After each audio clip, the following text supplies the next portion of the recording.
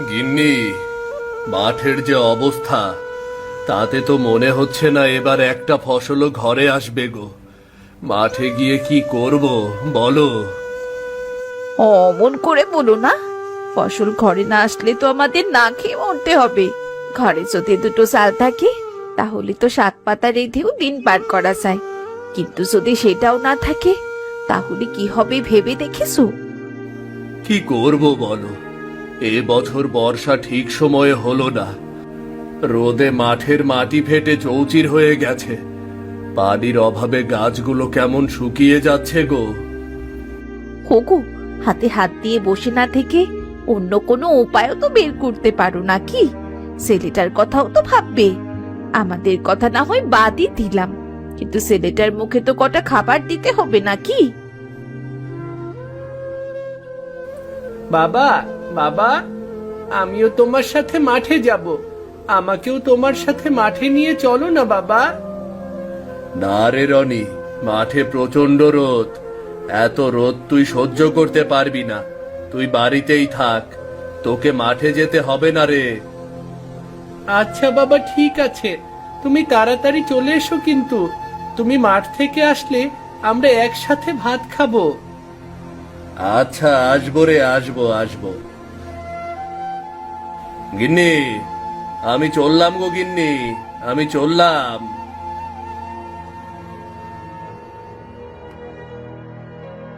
কিছু সময় পরে রামু মাঠে গিয়ে দাঁড়ালো। তার চোখের সামনে সব জমি ফেটে চৌচির, শুকনো মাটির ফাঁকে ফাঁকে ফাটল, ধানের চারাগুলো দাঁড়িয়ে আছে মরা গাছের মতো। আহারে, এত কষ্ট করলাম, অন্তত কিছু ধান গাছ যদি বাঁচতো তাহলে তো কিছুটা ভরসা পেতাম। কিন্তু সব গাছগুলো দেখে তো মনে হচ্ছে মরে গেছে।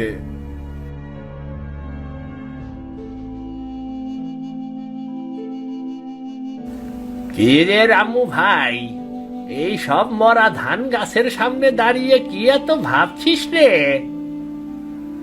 এত টাকা পয়সা খরচ করলাম, কত কষ্ট করলাম এই ধানের পেছনে, কিন্তু আজ ধানের গাছগুলো সব মরে যাচ্ছে। ধান চাষ তো আমিও করেছি রে। দেখ তো গিয়ে আমার ধানগুলো কেমন লকলকে করছে। যতীনদা, তোমরা তো আলাদা করে ধানে সেচ দিয়েছো, কিন্তু আমি তো আর সেটা করতে পারিনি। এজন্য আমার ধানের এই অবস্থা। টাকা না থাকার জন্য সেচটা দিতে পারলাম না, আর তাই আমার সব কষ্ট আজ বৃথা। শোন রামু, চিন্তা করে আর কি করবি? এই জমিতে কি আর ফসল হবে? সব তো শুকিয়ে মরছে। এখানে দাঁড়িয়ে না থেকে বরং বাঁচার জন্য অন্য পথ খোঁজগে। যতীনদা, কি করব কিছুই তো বুঝতে পারছি না। মনটা ভেঙে যাচ্ছে। ঘরে চালও শেষের পথে। মনে হচ্ছে বউ ছেলে নিয়ে এবার না খেয়ে মরতে হবে। জানি না কি করব গো। কি করবি? দেখ, অন্য কিছুর ব্যবস্থা কর। আমি গেলাম রে, আমার কাজ আছে রে।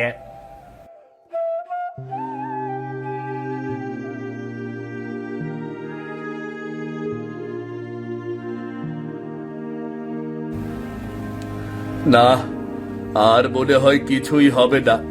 কপালে মনে হয় কিচ্ছুটি নেই। এমন শুকনো কপাল আমার, যে কপালে কিচ্ছু হয় না।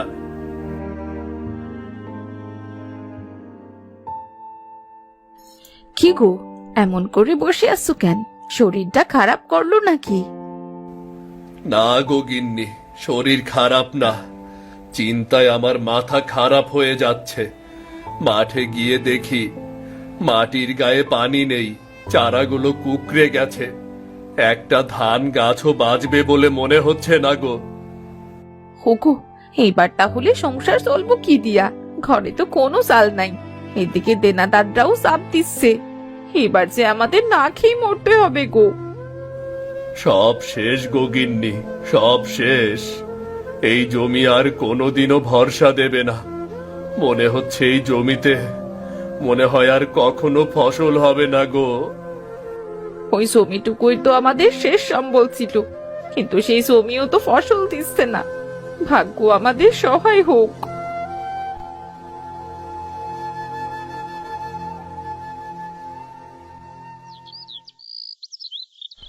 এভাবেই কেটে যায় বেশ কিছুদিন।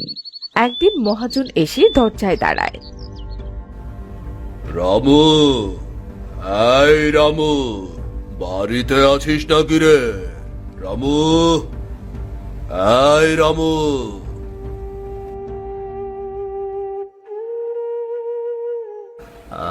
আরে মহাজন মশাই, আপনি আমাদের বাড়িতে কি মনে করে?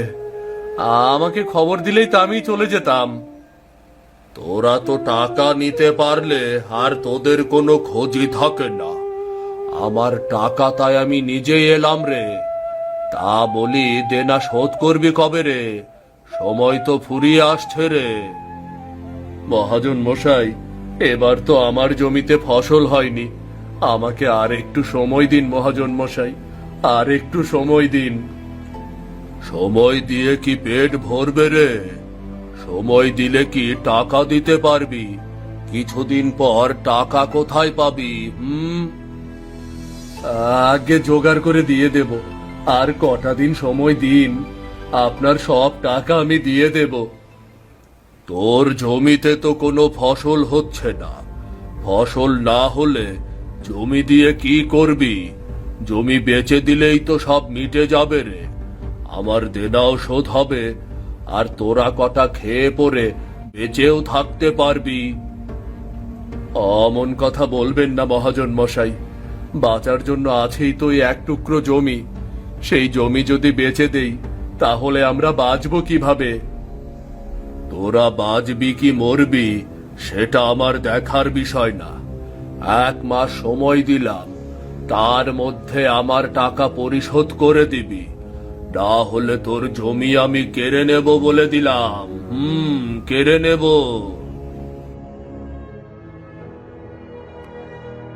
হায় সৃষ্টিকর্তা, আমাদের দিকে মুখ তুলে তাকাও। একটু দয়া করো সৃষ্টিকর্তা, একটু দয়া করো।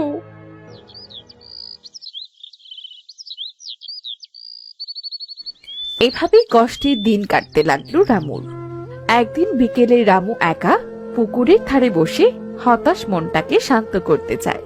সূর্যের আলোয় ভেসে থাকা পানি ফলগুলো তার চোখে পড়ে। ডুবো ঘাসের ফাঁকে টুকটুকে লালচে ফল ঝলমল করছে। আরে বাহ, পানি ফলগুলো কি সুন্দর লাগছে। জমি যদি ভরসা না দেয়, তবে কি এই পুকুরই আমার ভরসা হতে পারে? পানি ফল তো পানিতেই হয়, চেষ্টা করলে কেমন হয়?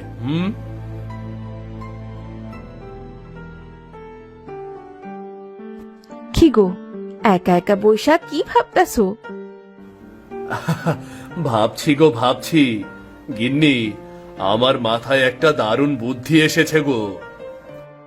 এখানে বসে বসে আবার মাথায় কি বুদ্ধি আসলো, বলো তো শুনি। গিন্নি, ভাবছি আমাদের এই পুকুরটা তো পড়েই থাকে। যদি এই পুকুরে পানি ফল চাষ করি, তাহলে কেমন হবে বলো তো? কি সব বলছো? পুকুরে আবার ফল চাষ হবে নাকি? মানুষ তো হাসাহাসি করবো। মানুষ মাঠে চাষ করতে পারে না, তুমি আবার পানিতে চাষ করার কথা ভাবছো? মানুষ হাসাহাসি করবে বলে তো আর থেমে থাকলে চলবে না। নিজেদের চেষ্টা নিজেদেরই সব সময় করে যেতে হয় গো, বুঝলে? চেষ্টা না হয় করবে, কিন্তু মানুষের মুখ সে কি করে বন্ধ করবে? যে হাসবে হাসুক, তবুও আমি চেষ্টা করব। পরিশ্রম করলে একদিন না একদিন পরিশ্রমের ফল ঠিকই পাবো আমি। তোমার যদি এতই বিশ্বাস থাকে, আমি তোমাকে আটকাবো না, কিন্তু এবার যেটা করবে ভেবে চিন্তে করবে।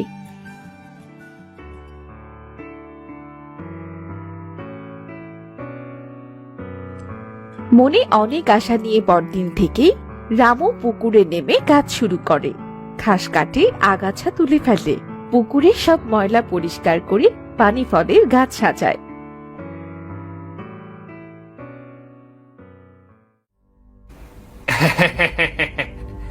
ওরে হারুদা, দেখেছ রামু মাঠে ফসল চাষ করতে করতে সেরা চাষির খ্যাতি অর্জন করেছে গো।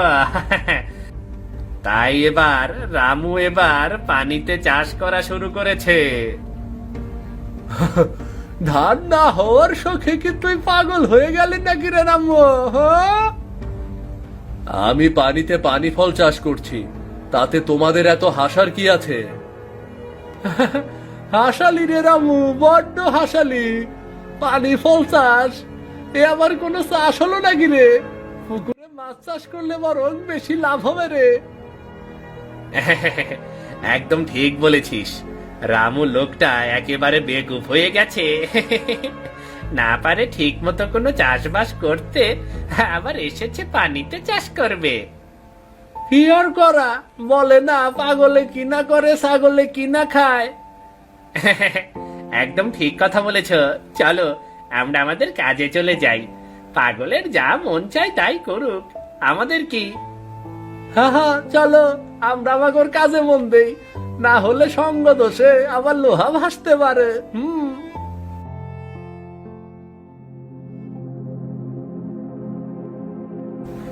যদি হাসাহাসিতেই থেমে যাই, তবে জীবনে কখনো এগুতে পারবো না।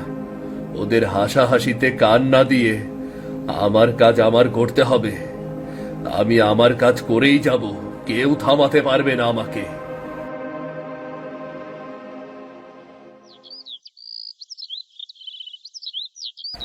দিন কেটে যায়, সপ্তাহ পেরিয়ে যায়। রোদ বৃষ্টি সহ্য করে প্রতিদিন কাজ করে যায় রামু। পুকুরের জলে নেমে ঘন্টার পর ঘন্টা খেটে যায় সে।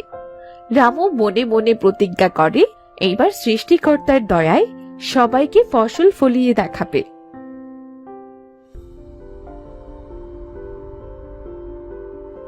হোগো, এই পানি ফল চাষ করতে গিয়ে তো তুমি অসুস্থ না হয়ে পড়ো। না আছে তোমার খাবার চিন্তা, না আছে তোমার ঘুমানোর সময়। সারা দিন রাত তুমি পানির মধ্যেই ডুবে থাকো। কি করব বলো গিন্নি, ঠিক মতো না খাটলে তো ফসল পাবো না। এবার পানি ফল চাষে ব্যর্থ হলে তো সব শেষ হয়ে যাবে। আমাকে যে করেই হোক সফল হতেই হবে, হতেই হবে। হ্যাঁ গো, যেমন গোলা ভরা ধান ঘরে নিয়ে এসেছো তেমনই, তাই না? তুমিও মানুষের মতো ঠাট্টা করছো গিন্নি। ঠাট্টা না করে কি আর উপায় আছে? গোলায় ভরা ধান আর পেটে ভাত থাকলে ঠাট্টাটা আর মুখে আসতো না। গিন্নি, একটাতে পারিনি তো কি হয়েছে, তুমি দেখে নিও। সৃষ্টিকর্তা চাইলে এবার পানি ফলে আমার সারা পুকুর ভরে যাবে। সে না হয় বুঝলাম, কিন্তু পানিতে এত খাটলে তো তুমি অসুস্থ হয়ে পড়বে। ভয় পেও না গো গিন্নি, আমার কিচ্ছুটি হবে না। কষ্ট না করলে ফল পাওয়া যায় না। এবার আমার সর্বোচ্চটা দিয়ে আমি চেষ্টা করে দেখব। হ্যাঁ, সেইটা তো ঠিক। আচ্ছা, তুমি তাহলে কাজ করো, আমি গেলাম। তাড়াতাড়ি চলে এসো কিন্তু। আচ্ছা গিন্নি, তুমি যাও, আমি একটু পরে আসছি গিন্নি।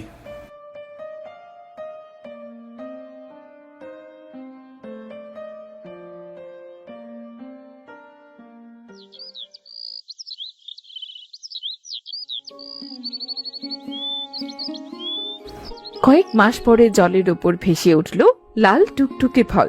রামু পানি ফল দেখে খুশিতে লাফিয়ে উঠল। আমার কষ্ট সফল হয়েছে। গিন্নি, ও গিন্নি, তাড়াতাড়ি বাইরে এসো। দেখো দেখো গো, কি কাণ্ড, দেখে যাও, দেখে যাও।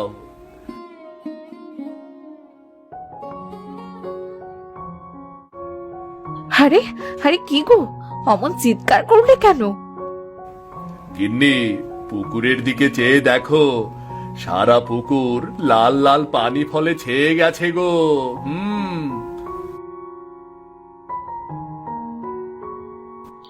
আরে আরে, এ কি কাণ্ড! পুকুরে তো পানি ফলে সেই গেছে। ওগো, এবার তোমার কষ্ট সফল হয়েছে।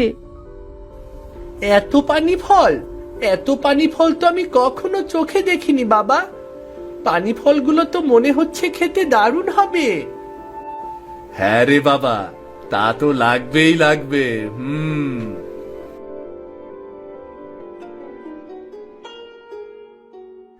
আরে মিনা ভাবি, মনে হচ্ছে যেন তোমাদের পুকুরে পানি ফলের মেলা বসেছে। কি সুন্দর লাগছে দেখতে, এত পানি ফল, তাও আবার সাধারণ একটা পুকুরে, ভাবা যায়? হ্যাঁ ভাবি, হ্যাঁ, এগুলো রনির বাবার কষ্টের ফল। বেচারা অনেক কষ্ট করছে এই পানি ফল চাষে। তোমাদের আর কোনো চিন্তাই রইল না, এই পানি ফলেই তোমাকেও ভাগ্য ফিরাইব। আপনার কথাই যেন সত্যি হয় ভাবি, আপনার কথাই যেন সত্যি হয়। হোগো, এবার মনে হইতাছে আর কোনো চিন্তা থাকবো না, ওপরওয়ালা ঠিক একটা ব্যবস্থা কইরা দিছে। সত্যি গিন্নি, কথাই ঠিক। চেষ্টা করলে কোনো কিছু অসম্ভব নয়, চেষ্টা দ্বারা সবকিছুকে সম্ভব করা যায়। হ্যাঁ গো হ্যাঁ, তোমার কথাটাই ঠিক।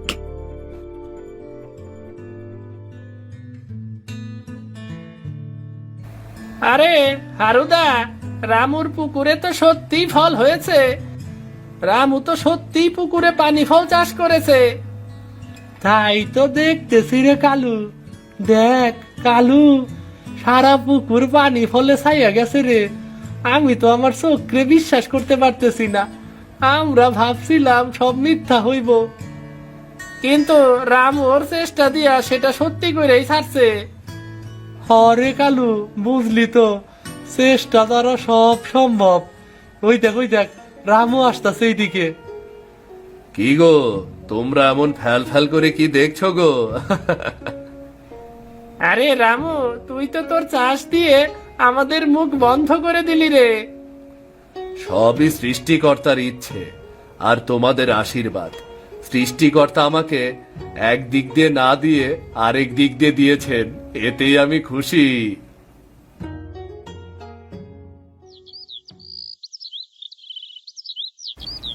গিন্নি, রনি, তোমরা আমার সাথে পুকুরে চলো তো। পানি ফল ভর্তি হয়ে গেছে, পানি ফলগুলো দেখে দেখে উঠিয়ে বাজারে বিক্রি করা শুরু করতে হবে। ঠিক আছে বাবা, চলো সবাই একসাথে পানি ফল তুলবো।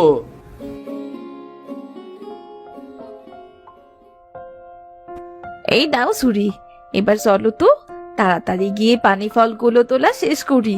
হ্যাঁ গো, পানি ফলগুলা কি হাটে বিক্রি হইব? পানি ফল তো নতুন জিনিস, সবাই হয়তো বা কিনবে।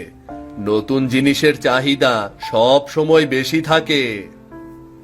বাবা, আজ আমিও তোমার সাথে পানি ফল বিক্রি করতে বাজারে যাব।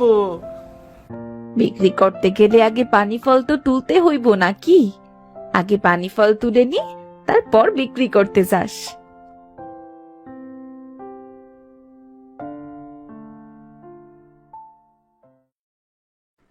তারা তিনজন খুব আনন্দ করে পানি ফলগুলো তুলতে লাগলো। আজ এ পর্যন্তই থাক, অনেকগুলো পানি ফল তো তুললাম। আজ বরং এগুলো বিক্রি করে দেখি পানি ফলের কেমন চাহিদা। হ্যাঁ গো হ্যাঁ, ঠিকই বলছো। এবার যাও, এগুলো বিক্রি করে এসো, আমি বাড়ি গিয়ে রান্নাটা সেরে নিই।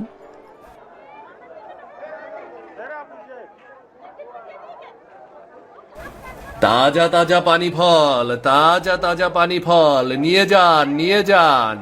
বড় বড় তাজা তাজা পানি ফল, খেতে খুবই সুস্বাদু। নিয়ে যান নিয়ে যান, ফুরিয়ে গেলে কিন্তু আর পাবেন না। নিয়ে যান নিয়ে যান, পানি ফল নিয়ে যান। আরে বাহ রামু, তোর পানি ফলগুলো তো অনেক বড় বড় হয়েছে রে। কোথা থেকে এনেছিস? এত বড় বড় পানি ফল তো আগে কখনো দেখিনি। দিনুদা, এটা আমি আমার পুকুরে চাষ করেছি গো। এগুলো আমার পুকুরের পানি ফল। বাহ রামু, তোর মাথায় তো বেশ বুদ্ধি রে। আলাদা চাষ করে তো ভালোই ফলন পেয়েছিস মনে হচ্ছে। দে দে দে, আমাকে 1 কেজি পানি ফল দে তো। নিন দাদা আপনার পানি ফল, খেয়ে দেখবেন খুব স্বাদ। স্বাদ হলে রোজ তোর থেকে পানি ফল নেব। নে নে, টাকাটা ধর।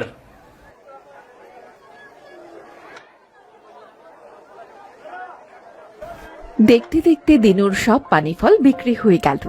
এভাবে একদিন দুদিন যেতে লাগলো। ধীরে ধীরে টাকাও জমতে লাগলো। মহাজনের দেনা শোধ হলো, সংসারে সুখ ফিরল। গিন্নি, ও গিন্নি, মহাজনের টাকাটা আজ শোধ করে এসেছি গো। তুমি সত্যি কইতাছো মহাজনের দেনা শোধ কইরা দিছো? কিন্তু এতগুলো টাকা? পানি ফল বিক্রি করে একটু একটু করে টাকা জমিয়ে মহাজনের ঋণ শোধ করলাম। আজ নিজেকে বড্ড হালকা লাগছে গো। হ্যাঁ গো, মহাজনের ঋণটা নিয়ে বড্ড চিন্তায় ছিলাম। ঋণটা শোধ করে ভালোই করেছো। এই পানি ফল আমায় বড্ড বাঁচালো। ভাগ্যিস সেদিন পানি ফলগুলো বেঁধেছিল। হ্যাঁ গো, ভাগ্যিস তুমি বুদ্ধি করে পানি ফল চাষ করছিলা, নাইলে যে আমাদের কি হতো। নাও গিন্নি, বাজার এনেছি, রান্না করো। খুব খিদে পেয়েছে গো, খুব খিদে পেয়েছে। যাচ্ছি, এক্ষুনি যাচ্ছি।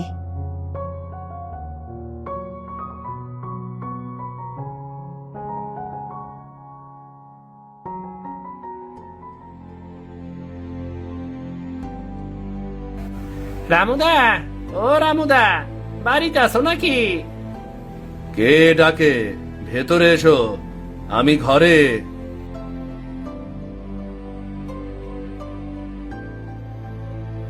রামু, তোর সাথে আমরা অনেক খারাপ ব্যবহার করছি, অনেক হাসাহাসি করছি, আমাগর ক্ষমা করে দে।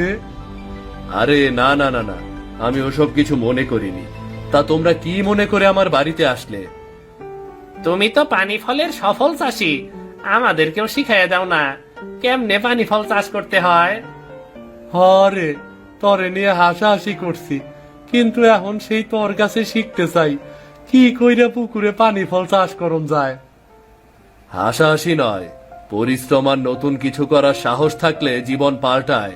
তোমরাও চেষ্টা করো, তোমাদেরও ভালো হবে। কাল সকালে পুকুর ধারে এসো, আমি তোমাদের দেখিয়ে দেব, কেমন? ধন্যবাদ ভাই, সত্যি তোমার মনটা অনেক বড়। তাইলে এখন আমরা আসি, কাল দেখা হইব।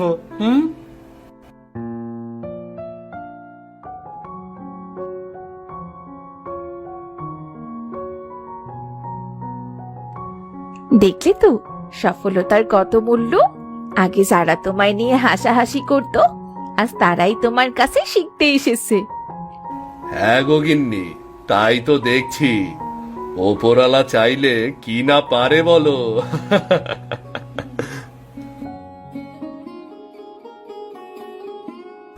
পুকুরের পানি ফল শুধু রামুর সংসারই বাঁচালো না, পুরো গ্রামকে দিল নতুন